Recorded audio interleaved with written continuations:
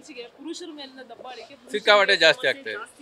ಹೌದು ಹೌದು. ಹುಡುಗ ಕೂಡ ಇತ್ತೀಚೆಗೆ ಆತ್ಮಹತ್ಯೆ ಮಾಡ್ಕೊಂಡ ಹೆಂಡತಿಯಿಂದ ಕಿರುಕುಳ ತಾಳಲಾರದು. ಮೊನ್ನೆ ಟಿವಿಲೆಲ್ಲ ಬಂತಲ್ಲ. ಹೌದು. ಸೊ ಏನು ಹೇಳ್ತೀರಾ ಸರ್? ಪುರುಷರಿಗೆ ಏನು ಅನ್ಯಾಯ ಆಗ್ತದೆ ತಡೆಗಟ್ಟಬೇಕು ಅಷ್ಟೇ. ಯಾವ ರೀತಿಯಾಗಿ ತಡೆಗಟ್ಟೋದು? ಕಾನೂನು ಬಿಗಿ ಮಾಡಿರಾಯ್ತು.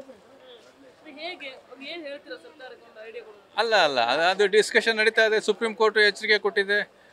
ಹಾಗಾಗಿ ಮಹಿಳೆಯರ ಕಡೆಯಿಂದ ಪುರುಷರಿಗೆ ಏನೇನು ನಡೀತಾ ಇದೆ ಶೋಷಣೆ ಅದನ್ನು ಕಾನೂನು ಪ್ರಕಾರ ಅಥವಾ ಮಾನವೀಯತೆ ಪ್ರಕಾರ ಅವಾಯ್ಡ್ ಮಾಡಿ ಹೆಣ್ಮಕ್ಳಿಗೆ ಹೆಚ್ಚಿನ ವಿಶೇಷ ಈಗೇನು ಮಾಮೂಲಿ ವಿದ್ಯೆ ಕಲಿತಾ ಇದ್ದಾರೆ ಅದನ್ನು ಬಿಟ್ಬಿಟ್ಟು ಆ ರೀತಿ ಶೋಷಣೆ ಮಾಡ್ದಲ್ಲ ಇರೋ ರೀತಿ ಏನೇನು ವಿದ್ಯೆ ಇದೆ ಅದನ್ನು ಸ್ವಲ್ಪ ಹೆಣ್ಮಕ್ಳಿಗೆ ಬೋಧನೆ ಮಾಡಿದ್ರೆ ಬಹುಶಃ ಸಾಮರಸ್ಯ ಚೆನ್ನಾಗಿದೆ. ಮಹಿಳೆಯರಿಗಾದ್ರೂ ಮಹಿಳಾ ಆಯೋಗ ಅಂತ ಇದೆ, ಅದಕ್ಕೊಬ್ಬ ಅಧ್ಯಕ್ಷರಿದ್ದಾರೆ.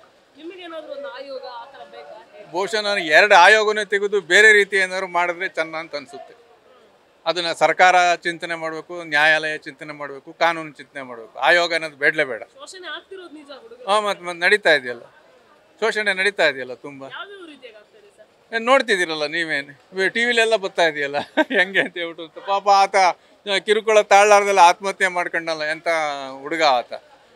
ಆ ರೀತಿ ಅವಾಯ್ಡ್ ಮಾಡಬೇಕು. ಆಯೋಗ ಇದ್ರೇನಾತಂದರೆ ಮಹಿಳಾ ಆಯೋಗದ ಅಧ್ಯಕ್ಷರು ಅವರು ಈಗೋ ಪ್ರೆಸ್ಟೀಜು ಅದನ್ನು ನೋಡ್ಕೊಂಡು ಇದು ಮಾಡ್ತಿದ್ದಾರೆ. ಆಯೋಗನೇ ಬೇಡ, ಪುರುಷರಿಗೂ ಆಯೋಗ ಬೇಡ, ಮಹಿಳೆಯರಿಗೂ ಆಯೋಗ ಬೇಡ. ಕಾನೂನು ಹೊಂದಿದ್ದು ಕಾನೂನು ಪ್ರಕಾರ ನಡ್ಕೊಂಡು ಹೋದ್ರೆ ಸಾಕು. ಪುರುಷರ ಪರವಾಗಿ ಮಹಿಳೆಯರ ಪರವಾಗಿ ಕಾನೂನು ಅನ್ನೋದು ಬೇಡ, ಬಟ್ ಈ ರೀತಿ ಆಗದಾಗ ನೋಡ್ಕೊಳ್ಳುವಂಥ ಕಾನೂನು ಬೇಕು ನನ್ನ ಪ್ರಕಾರ. ನನ್ನ ಹೆಸರು ವಿಶ್ವೇಶ್ವರಯ್ಯ ಅಂತ. Thank you madam. News first ನಿರ್ಭೀತಿಯಿಂದ ನಿಮ್ಮ ಪರವಾಗಿ.